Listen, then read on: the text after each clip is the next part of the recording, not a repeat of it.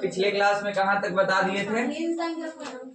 भिन्न संख्या और पूर्णांक संख्या के बारे में बता दिए थे ना। चलिए अब हम लोगों को पूर्णांक संख्या के 3 प्रकार, ठीक है, ये सब बता दिए थे। अब शांति से सुनिए और समझने का प्रयास कीजिए कि अब जो हम लोगों को पढ़ना है वो पढ़ना है संख्या में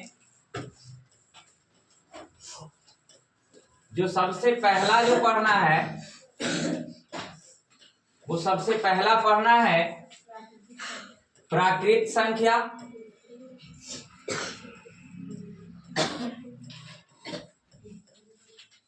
और जो दूसरा पढ़ना है वो पढ़ना है पूर्ण संख्या, और उसके बाद जो पढ़ना है वो पढ़ना है सम संख्या, और उसके बाद जो जानकारी लेना है विषम संख्या। विषम संख्या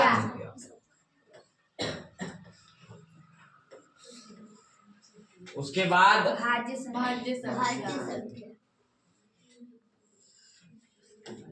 उसके बाद जो जानकारी रखना है वो भाज्य संख्या,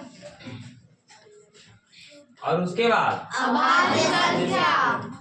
अभाज्य संख्या, और एक अंतिम में जो जानकारी रखना है, क्या रखना है? सह अभाज्य संख्या। सह अभाज्य संख्या पहले जो हम लोग चर्चा कर चुके हैं वो चर्चा किए थे संख्या, और संख्या 2 तरह का होता है, आपको पता था, बताए भी है। बोलो कौन कौन? वास्तविक संख्या, काल्पनिक संख्या। वास्तविक संख्या, काल्पनिक संख्या। हम लोग को पढ़ना क्या होता है, वास्तविक संख्या की काल्पनिक संख्या? वास्तविक संख्या। जब आगे हम लोग पढ़े थे तो वास्तविक संख्या के भी कितने प्रकार? बोलो, परिमेय संख्या, परिमेय संख्या और अपरिमेय संख्या। परिमेय संख्या और अपरिमेय संख्या। चलिए इसके बाद अगर बात कर ले तो और आगे गए थे तो पता चला था कि परिमेय संख्या भी कितने तरह का होता है? 2 तरह का होता है। कितने तरह का होता है? 2 तरह का होता है। कितने तरह का होता है? 2 तरह का होता है। बताए थे? और क्या बताए थे? पूर्णांक संख्या। कौन संख्या? पूर्णांक संख्या। फिर आपको बताए थे कि ये जो पूर्णांक होता है ना, ये पूर्णांक 3 तरह का होता है। बताइए कैसा कैसा?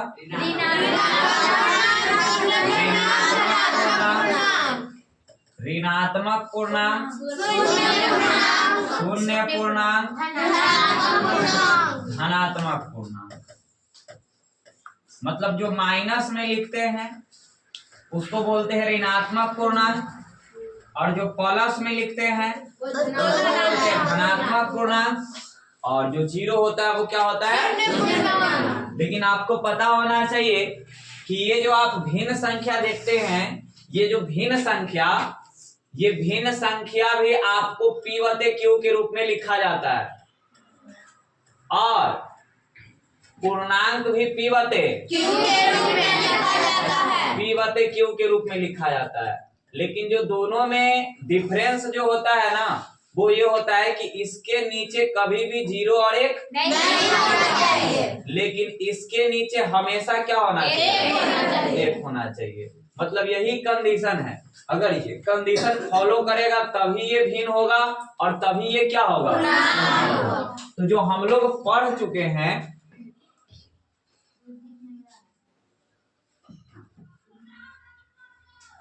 देखिए ध्यान से, जो हम लोग पढ़ चुके हैं वो क्या पढ़ चुके हैं?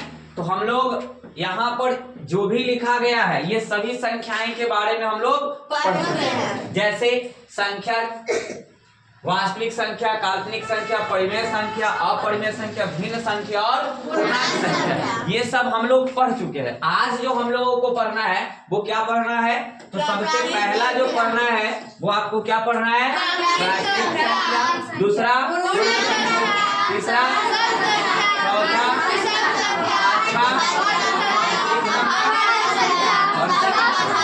यानी हम लोगों को सबसे पहले ये जानना होगा कि प्राकृतिक संख्या क्या होता है, सम संख्या क्या होता है, विषम संख्या क्या होता है, पूर्ण संख्या क्या होता है, भाज्य संख्या क्या होता है, अभाज्य संख्या क्या होता है। ये सभी संख्याओं के बारे में हम लोगों को सबसे पहले जानना होगा, तभी जाकर के हम जो अध्याय पढ़ेंगे तब वहां पर क्या होगा, सभी क्वेश्चन सही ढंग से क्या होगा, बन पाएगा। जब संख्या का जानकारी ही नहीं होगा तो आप सही से क्वेश्चन को सोल्व नहीं कर पाएंगे। तो वहां आएगा सम संख्या का यूज करना, वहां आएगा विषम संख्या का यूज करना, तो आप सही ढंग से सोच ही नहीं पाइएगा। ठीक है, यानी आपको सभी संख्याओं के बारे में आपको जानकारी होगा। और ऐसा नहीं है जो संख्या, ऐसा नहीं, संख्या की जानकारी आपको 8वां में, 9वां में, 10वां में जो भी क्लास का बच्चा पढ़ रहा है वो सब क्या कर सकता है, इस संख्या की जानकारी रख सकता है। तो हम लोग सबसे पहले जो चर्चा करेंगे वो सबसे पहले चर्चा करेंगे किस पे? तो प्राकृत संख्या पे चर्चा करेंगे। और ये प्राकृत संख्या होता क्या है इसके बारे में जानेंगे। प्राकृत संख्या के बारे में चर्चा करेंगे। प्राकृत संख्या और एक तरफ जो रखेंगे और एक तरफ रखेंगे पूर्ण संख्या। और ये दोनों को ध्यान से आपको समझना है, प्राकृत संख्या और पूर्ण संख्या। ठीक है, प्राकृत संख्या और पूर्ण संख्या को शांति से आप लोगों को क्या करना है, समझना है। अब देखिए, कोई बोलेगा नहीं, शांति से अब सुनेगा। ठीक है, प्राकृत संख्या जो होता है वो गिनने वाली संख्या होती है। ध्यान से समझिएगा, गिनती की संख्या, गिनती की संख्या। अब ध्यान में ये रखना है कि जो गिनती की संख्या होती है वो कहां से गिनते हैं। तो जो हम लोग गिनना शुरू करते हैं वो एक से गिनना शुरू करते हैं। 1 2 3 4 5, कहां तक गिनते हैं? अनंत। इसको क्या पढ़ते हैं? अनंत। क्या पढ़ते हैं? अनंत। ये भी लिख दे रहे, इसको क्या पढ़ते हैं? अनंत। ठीक है, इनफिनाइट भी बोल सकते हैं, इंग्लिश में बोलना है। अब सुनिए, प्राकृत संख्या के बाद अगर आप पूर्ण संख्या को समझना चाहते हैं तो देखिए, होता क्या है पूर्ण संख्या कि गिनती की संख्या में, गिनती की संख्या में, गिनती की संख्या में जीरो को मिला लेने, जीरो को मिलाया जाए। गिनती की संख्या में जब जीरो को मिलाया जाए, गिनती की संख्या में जब जीरो को मिलाया जाए तो वो बन जाता है कौन संख्या? आपका पूर्ण संख्या बन जाता है। कौन सी संख्या बन जाता है? पूर्ण संख्या। अब देखो, गिनने वाली जो संख्या थी वो 1 से था, 1 2 3 4 5 6 प्लस इनफिनाइट तक जाएगा। ये जो आप देख रहे हैं ना, ये जो आप देख रहे हैं, ये जो अभी आपको दिख रहा है, ये आपको जो दिख रहा है ना, ये यहां से यहां तक, अभी तक ये जो आप वैल्यू देख रहे हैं ये प्राकृत संख्या है। क्योंकि अभी प्राकृत संख्या अर्थात गिनती की संख्या में अभी हम जीरो को शामिल नहीं किए हैं। और आपको पता होना चाहिए कि जब भी हम गिनती गिनते हैं, जब भी हम गिनती गिनते हैं तो कहां से गिनते हैं? एक से। कहां से गिनते हैं? एक से। तो अभी यहां से गिनती शुरू करते हैं तो बताओ ये क्या कैसी संख्या होती है? प्राकृत संख्या। लेकिन कहा क्या जा रहा है कि गिनती की संख्या में जब जीरो को शामिल कर लिया जाए, किसको शामिल कर लिया जाए? जीरो को शामिल कर लिया जाए। और जीरो को जब शामिल कर लेते हैं तो वो बन जाता है पूर्ण संख्या। इसका मतलब एक के पहले जब हम जीरो लिख देंगे तो अब यहां से यहां तक की पूरा वैल्यू की बात करें तो अब यहां से यहां तक की पूरा वैल्यू को हम लोग क्या बोलेंगे? यहां से यहां तक की पूरा वैल्यू को हम लोग क्या बोलेंगे? पूर्ण संख्या बोलेंगे, होल नंबर बोलेंगे, और प्राकृत संख्या को नेचुरल नंबर बोलते हैं। क्या बोलते हैं? कैसा नंबर? Natural number. तो इसका मतलब ये आपको समझना है, सुनिए ध्यान से, कि अगर कभी भी अगर बोला जा रहा है तो अब एक चीज ध्यान दीजिएगा, यहां से सुनिएगा, आपको प्राकृत संख्या, गिनने वाली संख्या अर्थात गिनती की संख्या को क्या कहते हैं? प्राकृत संख्या कहते हैं। गिनती कहाँ से प्रारंभ होती है? एक से। तो कभी भी अगर आपसे पूछ दिया जाए कि बताया सबसे छोटी प्राकृत संख्या, तो कितना बोलेंगे? एक। सबसे बड़ी प्राकृत संख्या अनंत तक जाएंगे, पता नहीं है। लेकिन वही अगर बोला जाए सबसे छोटी पूर्ण संख्या, कहाँ से शामिल करते हैं? कहाँ से बताओ? कहाँ से? कहाँ तक जाएगा? अब एक चीज याद रखिएगा कि यहां से जो आपको समझना है, थोड़ा सा ध्यान से समझिएगा। आपको समझना क्या है? प्राकृत संख्या और पूर्ण संख्या में एक बात को समझना है, सुनिए ध्यान से। और यहां पर हम लिख रहे हैं क्लियरली, ठीक है, सभी प्राकृत संख्याओं को, सभी प्राकृत संख्याओं को, सभी प्राकृत संख्याओं को पूर्ण संख्या कहते हैं, लेकिन सभी पूर्ण संख्या को,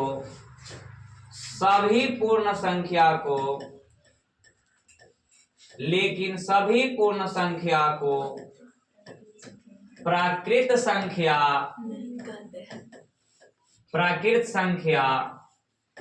नहीं कह सकते हैं, नहीं कह सकते हैं। अब ये बात थोड़ा सा अच्छा से समझिए, शांति से आपको समझाने का प्रयास करते हैं। जैसे अभी हम लोग जो सीखे कि जो भी आपका प्राकृत संख्या होता है वो गिनने वाली संख्या होता है। तो गिनने वाली संख्या, प्राकृत संख्या, देखो यहां से समझिए, प्राकृत संख्या, प्राकृत संख्या कहां से? 1 2 3 4 5 प्लस इंफिनाइट तक, ये रहा प्राकृत संख्या। अगर अब बात कर ले पूर्ण संख्या की, बात कर ले पूर्ण संख्या, तो जो पूर्ण संख्या है वो है 0 1 2 3 4 प्लस इंफिनाइट तक। बोलिए कोई दिक्कत? यहाँ तक प्राकृत और पूर्ण में कोई दिक्कत नहीं होना चाहिए। अब ध्यान से समझने वाली बात यह है कि यहाँ पर बोला क्या जा रहा है? तो यहाँ पर बोला ये जा रहा है कि सभी प्राकृत संख्याओं को पूर्ण कहते हैं। मतलब जितना भी प्राकृत संख्या है उस सब को पूर्ण संख्या कहते हैं। जैसे यहाँ जो आप देख रहे हैं ये प्राकृत संख्या, ये प्राकृत संख्या को हम पूर्ण संख्या कह सकते हैं। जितना का जितना इसमें प्राकृत है, सब के सब मान को हम क्या कह सकते हैं? पूर्ण संख्या कह सकते हैं। सब के सब मान को पूर्ण संख्या कह सकते हैं। क्यों? क्योंकि पूर्ण संख्या के समूह में देखो, पूर्ण संख्या के समूह में देखो प्राकृत का पूरा मान है कि नहीं है? इसका मतलब ये हुआ कि जितना भी मान है उस बात को आपको याद रखना है कि प्राकृत संख्या होगा तो वो पूर्ण संख्या भी होगा। अगर वह संख्या प्राकृत संख्या है तो क्लियर रहिए कि वह संख्या क्या होगा? पूर्ण संख्या होगा। आप कोई भी संख्या देख लो। अब लेकिन यहाँ पर बात यह है, ये तो हो गया कि जितना भी प्राकृत है सब पूर्ण होगा, लेकिन बात यहाँ यह है कि सभी पूर्ण संख्या को प्राकृत संख्या नहीं कह सकते हैं। मतलब जितना भी सब के सब जो प्राकृत संख्या है, उस जितना भी पूर्ण संख्या है उस सभे के प्राकृत नहीं कह सकते हैं। क्यों? समझिए, क्योंकि पूर्ण संख्या में जो शुरुआत होता है वो कहां से होता है? जीरो से शुरुआत होता है। कहां से? जीरो से। और जीरो एक ऐसा नंबर है, जीरो एक ऐसा नंबर है जो है तो पूर्ण संख्या, है तो पूर्ण संख्या, लेकिन अगर बात करें कि क्या यह प्राकृत संख्या है, बोलो क्या यह प्राकृत संख्या है?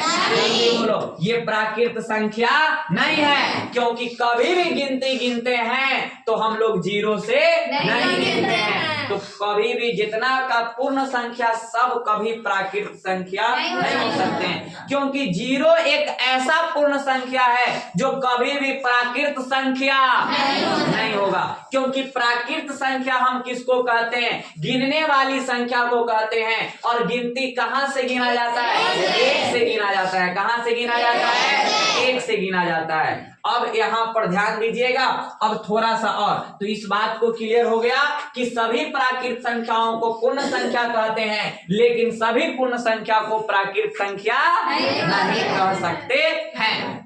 फिर प्राकृत और पूर्ण को समझा दिए। देखो प्राकृत वाला सब वैल्यू पूर्ण में है, लेकिन सब पूर्ण वाला वैल्यू प्राकृत में है। देखो जीरो प्राकृत में है, इसलिए पूर्ण संख्या प्राकृत संख्या हो सकता है, होगा, लेकिन सब नहीं होगा।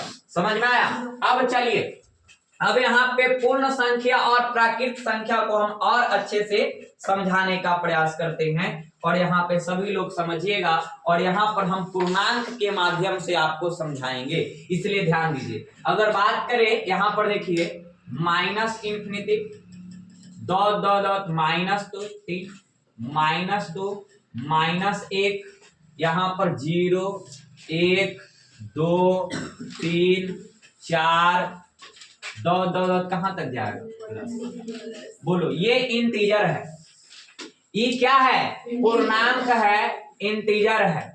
और आपको पता होगा कि जो पूर्णांक होता है वो पूर्णांक 3 तरह का होता है, धनात्मक पूर्णांक, ऋणात्मक। और पूर्णांक कहने का मतलब कि वह P/Q के रूप में होगा, लेकिन Q का मान हमेशा 1 के बराबर होगा।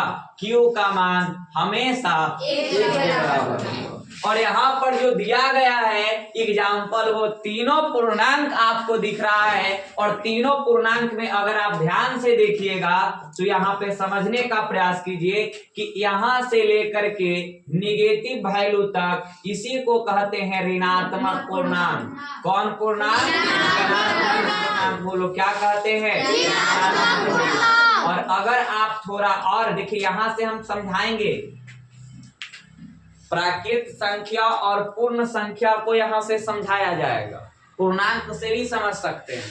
अब देखो ये जो जीरो स्पेशली है, इस जीरो को ही हम लोग कहते हैं जीरो इंटीजर। जीरो इंटीजर अर्थात शून्य पूर्णांक, नेगेटिव इंटीजर ऋणात्मक पूर्णांक, नेगेटिव इंटीजर ऋणात्मक पूर्णांक, जीरो इंटीजर शून्य पूर्णांक, और यहाँ से 1 से लेकर के प्लस इन्फिनाइट तक ये पॉजिटिव वैल्यू है, अर्थात इसी को कहते हैं धनात्मक पूर्णांक। अब हम आपसे सवाल पूछना ये चाहते हैं कि अगर हम आपसे पूछ दे, बताओ प्राकृत संख्या का अगर डेफिनेशन अगर आपको सुनाना हो, आपको बताना है प्राकृत संख्या का डेफिनेशन, तो क्या आप बता सकते हैं? हाँ। क्या बता सकते हैं? बोलिए। गिनती की संख्या को प्राकृत संख्या कहते हैं। अब शांति से देखिए, जो हम क्या बता रहे हैं वो ध्यान से देखिए। तो प्राकृत संख्या की अगर बात करेगा तो हम कह देंगे धनात्मक पूर्णांक को, धनात्मक पूर्णांक को, धनात्मक पूर्णांक को, धनात्मक पूर्णांक को प्राकृत संख्या कहते हैं। धनात्मक पूर्णांक को प्राकृत संख्या कहते हैं। बोलो क्लियर? धनात्मक पूर्णांक को प्राकृत संख्या कहते हैं। धनात्मक पूर्णांक को क्या कहते हैं? बोलो बात सही है कि गलत? सही है। धनात्मक पूर्णांक कहाँ से शुरू हो रहा है? कहाँ तक जाएगा? और कोई संख्या 1 से शुरू होगा, इसका मतलब गिनने वाली संख्या। गिनने वाली ही संख्या को क्या कहते हैं? प्राकृत संख्या। अब आप यहाँ पर ध्यान दीजिए कि देखो तो धनात्मक पूर्णांक को प्राकृत संख्या कह सकते हैं। अब सुनिए ध्यान से, अगर हम आपसे सवाल पूछ दे, ठीक है, अगर हम आपसे सवाल पूछ दे कि बताओ पूर्ण संख्या का डेफिनेशन बता दो, पूर्ण संख्या का डेफिनेशन बता दो, तो क्या आप बना सकते हैं? डेफिनेशन बता सकते हैं। देखो यहाँ से शून्य पूर्णांक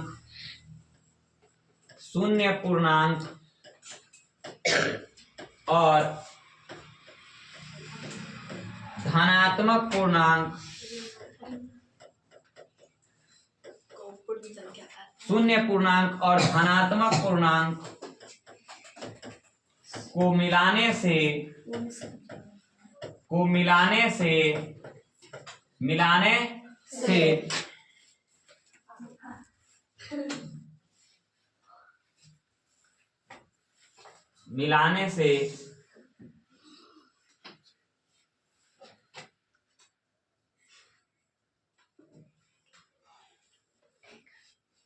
चलिए अब ध्यान दीजिएगा,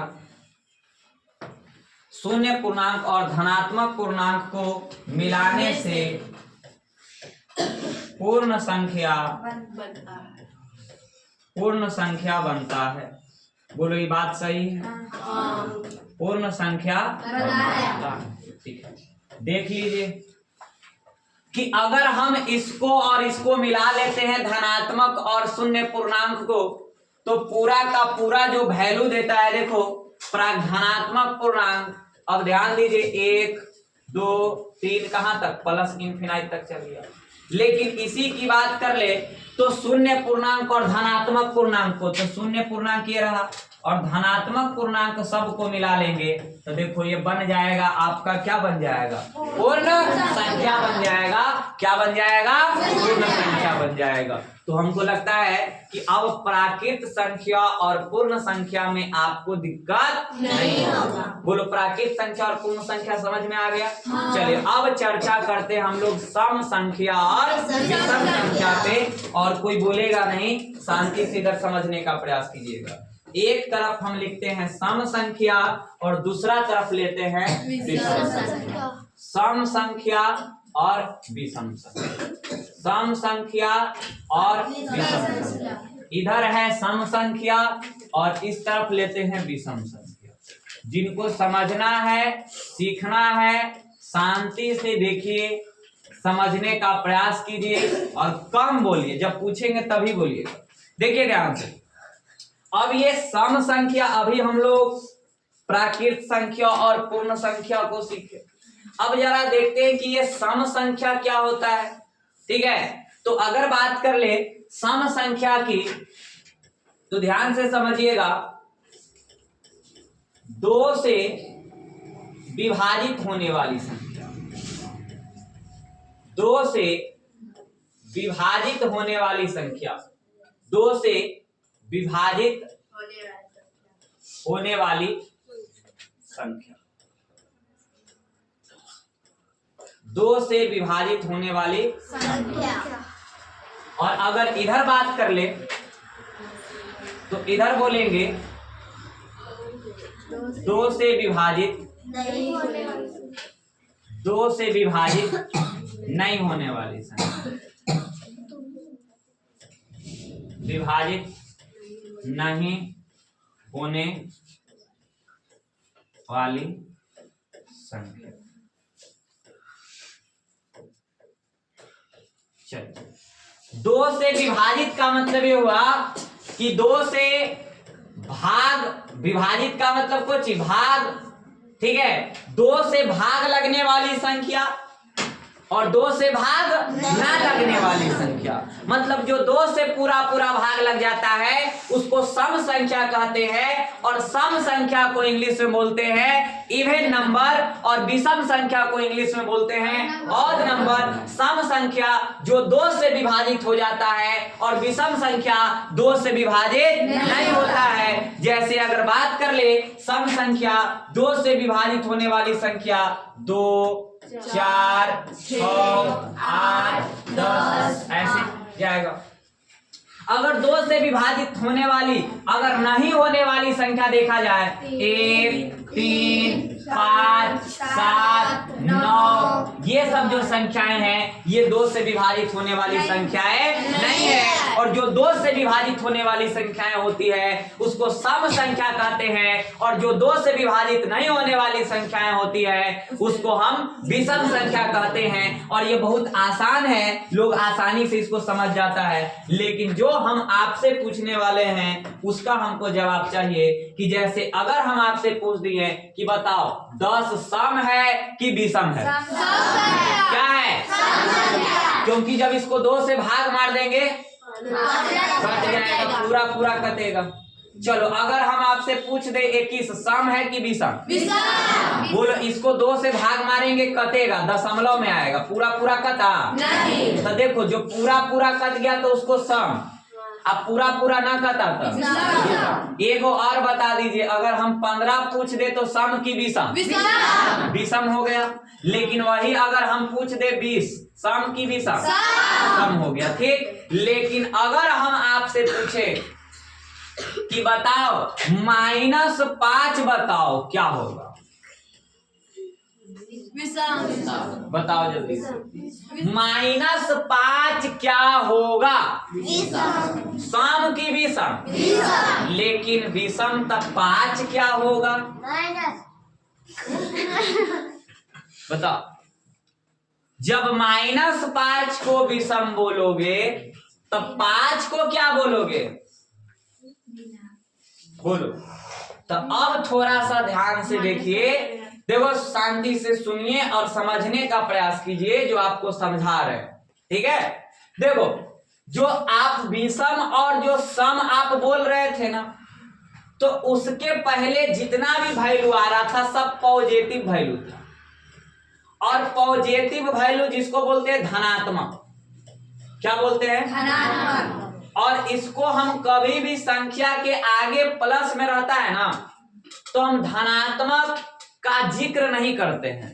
जैसे आप बोलेंगे 15 तो आप इसको +15 नहीं बोलते हैं, क्या बोलते हैं? 15। सिर्फ 15 बोल देते हैं। और सिर्फ 15 बोलने से ये पता चलता है कि ये क्या है? धनात्मक संख्या है, पॉजिटिव वैल्यू है। लेकिन जैसे ही 15 के आगे ये चिन्ह लग गया तो सुनिए, इसको आप कभी भी 15 नहीं कह सकते हैं, इसको आपको क्या कहना होगा?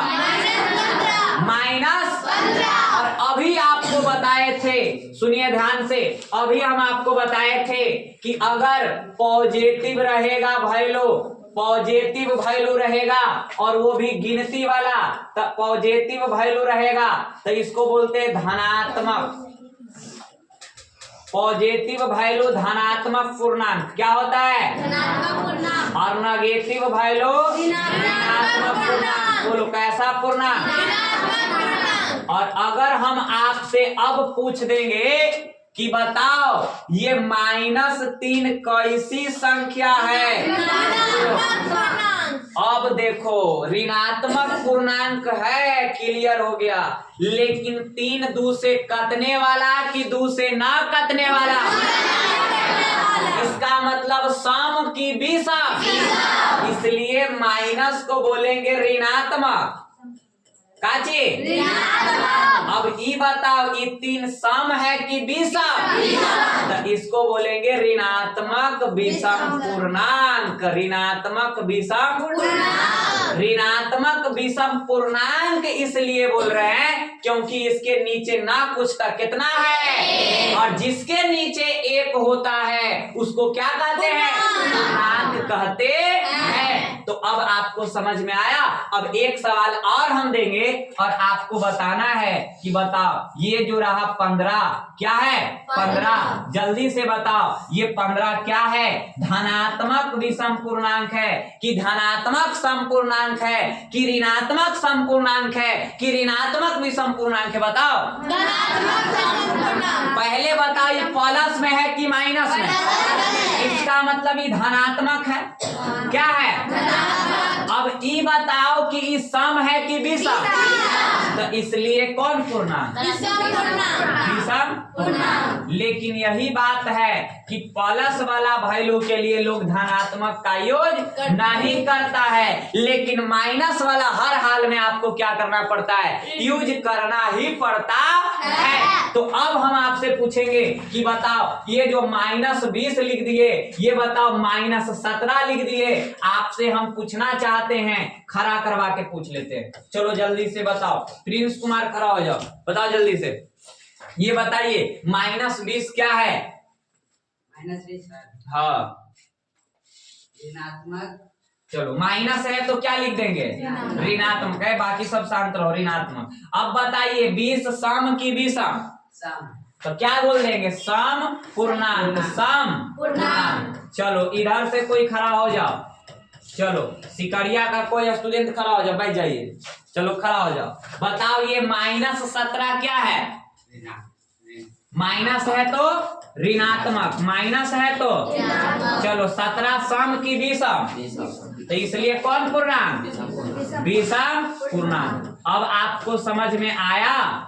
बोलो कब धनात्मक सम पूर्णांक होगा और कब धनात्मक विषम पूर्णांक होगा, कब ऋणात्मक सम पूर्णांक होगा और कब ऋणात्मक विषम पूर्णांक। अब एक चीज आप लोग को हम समझाना चाहेंगे, बोलिए समझिएगा। चलो देखो ध्यान से, अगर हम बोल देंगे कि यदि, सुनिए ध्यान से, एम कोई पूर्णांक है, कोई पूर्णांक है, आपसे पूछा जा रहा है कि बताओ 2m + 1 क्या होगा। यदि कह रहा है कि m कोई पूर्णांक है तो आपको जवाब देना है कि 2m + 1 क्या होगा। जवाब आपको नहीं देना, हम सिखा रहे हैं, समझ में आया?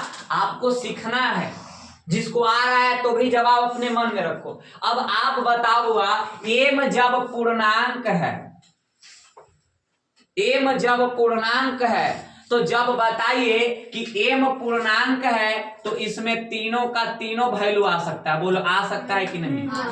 बोलो क्या क्या आ सकता है? प्लस वाला भी, माइनस वाला भी, और कुछ भी, शून्य भी आ सकता है। बोलो आ सकता है कि नहीं आ सकता? और तो बताओ ये 2m + 1 की अगर बात कर ले तो बताओ m बराबर हम रख लेते हैं +1, तो बताओ रखेंगे तो 2 × 1 + 1 तक कितना आ जाएगा? 3।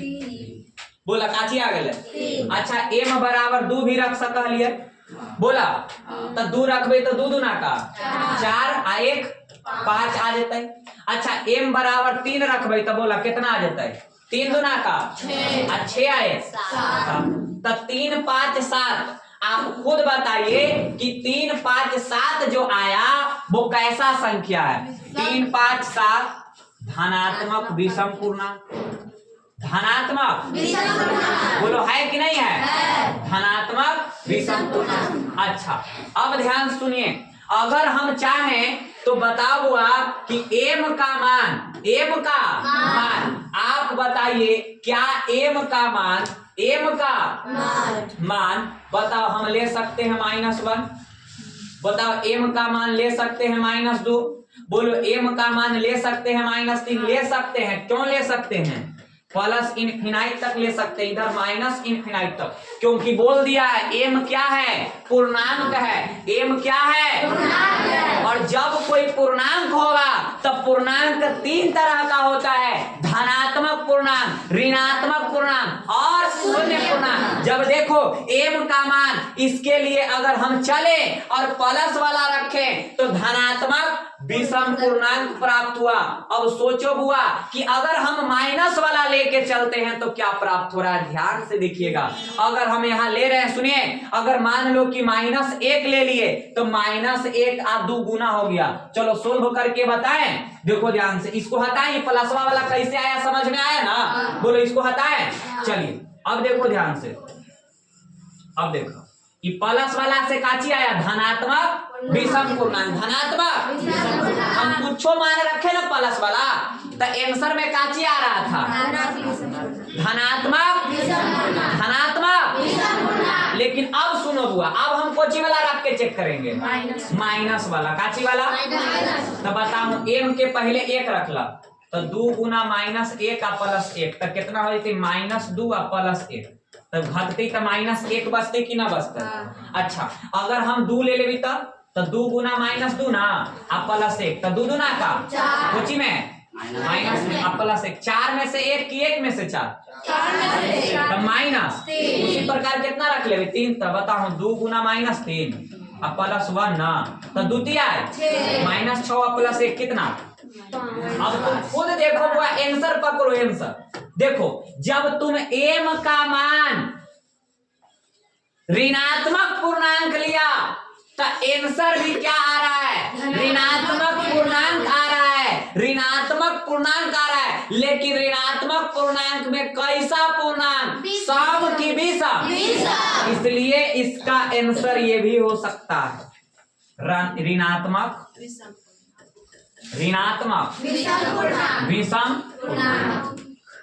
ऋणात्मक विषम। अब कहिएगा कि सर सब चीज तो ले लिए, धनात्मक भी ले लिए, ऋणात्मक भी ले लिए, हम तो जब पूर्णांक है तो 0 भी ले सकते हैं ना। तो अब देख लो, जैसे ही बहुआ तुम m का मान 0 लोगे, m का मान क्या लोगे? 0 लोगे तो पता है क्या होगा? m का मान 0 लोगे तो m का मान 0 लोगे या 0 में 2 से गुना करोगे बहुआ, बताओ जल्दी से। 0 में 2 से गुना करोगे क्या आ जाएगा? 0 और बचेगा कितना? 1। और 1 कैसा पूर्णांक होता है? कैसा? धनात्मक धनात्मक। अंततः जो वैल्यू आया ना कि अगर m कोई पूर्णांक था, सुनो ध्यान से, m कोई पूर्णांक था ना तो अंततः जो वैल्यू निकला, अंततः जो निष्कर्ष निकला, वो निष्कर्ष में क्या निकला? निकला यही कि अगर m कोई पूर्णांक है और अगर आपसे कोई पूछ दे कि बताओ 2m + 1 क्या होगा, आंसर देते हैं, ऑप्शन देते हैं 4 गो, अभी सबको मिटा देते हैं। देखो 4 गो आपको क्या करते हैं? ऑप्शन देते हैं और चारों ऑप्शन में देखते हैं कि कौन सही टिक करता है। आपसे हम पूछेंगे ऑप्शन ए है सम पूर्णांक, चाहे रहने दो, हम क्वेश्चन बना देते हैं, समझा दिए ना सब अच्छा से। चलिए क्लियर ऑल कर देते हैं और यहाँ देखिए हम सवाल दे देते हैं, ठीक है ना। और उसके बाद आपको करना है आंसर, ऑप्शन भी देंगे। अगर आप समझ गए होंगे तो आंसर करने में देरी लगेगा नहीं। चलिए यदि, सुनिए ध्यान से, यदि m कोई पूर्णांक है, यदि m कोई पूर्णांक हो तो 2m + 1 होगा, 2m + 1 होगा। चलिए अब 4 गो ऑप्शन है, A B C D। पहला ऑप्शन है सम पूर्णांक, ऑप्शन दूसरा है विषम पूर्णांक और ऑप्शन सी है दोनों, और ऑप्शन डी है इनमें से कोई। चलिए बताओ हुआ इसका सही जवाब क्या होगा? बोलो कौन पूर्णांक? देखिए समझ में आ गया तो बहुत ही आसानी से क्या कर लिए, आंसर को कर लिए। अब नहीं समझ में आया तो थोड़ा सा और आप ध्यान दे सकते हैं कि कैसे विषम पूर्णांक हुआ। m बहुआ पूर्णांक है, बोलो है ना। और जब m पूर्णांक है तो वो सब वैल्यू हो सकता है, कोची वाला, प्लस वाला, माइनस वाला और कोची वाला 0। ये तीनों वैल्यू हो सकता है, बोलो हो सकता है। क्योंकि m क्या है? इंटीजर है। m क्या है? पूर्णांक है। पूर्णांक के तरह का होता है, पॉजिटिव, नेगेटिव और 0 इंटीजर, पॉजिटिव इंटीजर, 0 इंटीजर और नेगेटिव इंटीजर। अब ध्यान से समझने वाली बात यह है, आपसे पूछ रहा है 2m + 1, 2m + 1, 2m + 1, 2m + 1, 2m + 1 चलिए अगर आप कहें m के लिए इधर आप प्लस लेके प्लस वाला चेक करिएगा तो बताओ 2 गुने 1 आप प्लस 1 तक कितना हो जाती 3। अगर m का मान 2 लेके चेक करिएगा तो 2 गुना 2 प्लस 1 तो 2 दूना का 4 है। देखो 3 5 कोची आया, विषम आया कि नहीं आया। चलो अब माइनस वाला लेके चलो बुआ, तो m बराबर अगर तुम -1 लेके चलोगे तो 2 गुना -1 प्लस 1 तो -2 और प्लस 1 कोची में आएगा -1। और लेके अगर चेक करोगे m बराबर -2 m बराबर तो देखो तो 2 गुना -2 और प्लस 1 तो -4 और प्लस 1 कितना बचेगा माइनस। अब खुद देखो -1 और -3, बस अंतर ये है कि ये धनात्मक पूर्णांक आया और ये लेकिन है तो दोनों विषम, दोनों क्या है इसलिए आंसर कहाँ जाएंगे। अब आंसर 0 वाला तो रखा m का मान अगर तुम 0 इंटीजर रखोगे तो 2 गुना 0 प्लस 1 0 और प्लस 1 कितना 1। देखो यहू आया कुछ विषम पूर्णांक आया, क्या आया। और इसी प्रकार अगर आपसे एक सवाल और हम दे देंगे तो बोलिए बना दीजिएगा। तो अब ध्यान दीजिएगा, ठीक है। अब शांति से देखिएगा, एक सवाल हम आपको दे रहे हैं और बहुत अच्छा सवाल, आप ध्यान दीजिएगा कि यदि q कोई पूर्णांक हो, यदि q कोई पूर्णांक हो तो 6q + 3 होगा, 6q + 3 होगा। 4 ऑप्शन दे देते हैं, ध्यान दीजिएगा 4 ऑप्शन है, 4 ऑप्शन है, ठीक है। चाहे यहां पर एक काम कर देते हैं, इसको हम कर देते हैं 6q की जगह पे, यहां पर कर देते हैं 2q होगा। अब यहां से हम दे देते हैं समपूर्णांक और यहां पर दे देते हैं विषम पूर्णांक और यहां पर दे देते हैं दोनों और यहां पर दे देते हैं नन, मतलब इनमें से। अब देखो बुआ शांति से समझो, समझो तो बहुत अच्छा रहेगा, ना समझोगे तो भी अच्छा। अब ये जो तुक्यू है ना जी, ये तुक्यू के जगह पे हम सब वैल्यू रख के चेक कर सकते हैं, क्योंकि क्यू क्या है पूर्णांक, और जब कोई पूर्णांक होता है तब प्लस वाला माइनस वाला और 0 ये तीनों वैल्यू रख करके हम क्या कर सकते हैं चेक कर सकते हैं। बोलो कर सकते हैं कि नहीं कर सकते। अब बताओ तुक्यू, चलो पहले शुरू करते हैं प्लस से, तो 2 गुना 1 + 2 आया, 2 ले लेते हैं, क्यू का मान 2 दूना का 4, 3 लेते हैं तो 2 3 आए, ऐसे आते रहेगा। देखो 1 2 3 ये सब पॉजिटिव इंटीजर है, प्लस वाला लिए है। चलो अब तुक्यू की जगह 2 गुना -1 तो -2, 2 गुना -2 तो -4, 2 गुना -3 तो कितना -6। देख के बतावा, पहले आया 2 4 6, अब आया -2 4 6, बोलो आया कि नहीं आया। चलो अब ये पॉजिटिव नेगेटिव ले लिए, अब 0 भी ले लेते हैं तो 2 गुना 0 कितना आ गया 0, 2 गुना 0 काची आ गया 0। अब आपसे हम ये पूछेंगे, आप बताओ कि अब आपका जो आंसर जाएगा वो क्या जाएगा, कि विषम पूर्णांक। बोलो क्लियरली आपको समझ में आ गया कि 2 4 6 2 4 6 सम पूर्णांक है, 2 4 6 सम पूर्णांक है, 2 4 6 कैसा पूर्णांक है। बोलो यहाँ तक में किसी को कोई समस्या समझने में। तो आज का जो क्लास यहीं तक रहेगा, और अब ध्यान शांति से सुनिए और समझिए। आज के क्लास में देखो ऐसा नहीं है कि बहुत सारे संख्या को पढ़ लिए धर के और समझ में आए नहीं करेगा, तो पढ़ने से कोई फायदा नहीं है। देखो हम 4 संख्या के जिक्र किए बारे में, लेकिन देखो सवाल दिए तो आप लोग से बन गया, इसका मतलब क्या चीज हुआ कि अच्छे से बात को समझ में आ गया। अब देखो यहाँ पर ध्यान से शांति से समझिए। देखिए आज जो हम चर्चा किए वो प्राकृत संख्या के बारे में, लेकिन खूब अच्छा से एक्सप्लेन किए। दूसरा अगर बात करें तो पूर्ण संख्या के बारे में, कौन संख्या के बारे में, और जो तीसरा जो चर्चा किए वो सम संख्या, कौन संख्या विषम संख्या, और सम संख्या विषम संख्या के बारे में चर्चा की। और पूर्णांक से रिलेटेड आपको 1-2 ऑब्जेक्टिव भी आपको साइड में करवा लिए, और वो सिर्फ कॉन्सेप्ट को चेक कर रहे थे कि आपको जो हम सिखाएं वो बात आपको समझ में आया कि नहीं आया। बात समझ में आया? तो आज तो बस इतना ही रहेगा, बाकी हम लोग कल फिर से संख्या को खत्म करेंगे। और संख्या में अब आपको पता होना चाहिए कि संख्या में बचा हुआ क्या है। बताओ जल्दी से, बचा हुआ क्या रहेगा? भाज्य संख्या, अभाज्य संख्या और सहअभाज्य संख्या। और उसके बाद सिर्फ ये संख्या पर आधारित लगभग आपको क्वेश्चन करवाएंगे 25। संख्या पर आधारित क्वेश्चन कितना करवाया जाएगा? 25 क्वेश्चन, जो एग्जाम में काची किया जाता है, बार बार पूछा जाता है। समझ में आया? तो इस चीज को ध्यान रखिएगा, ठीक है ना? चलो वहां से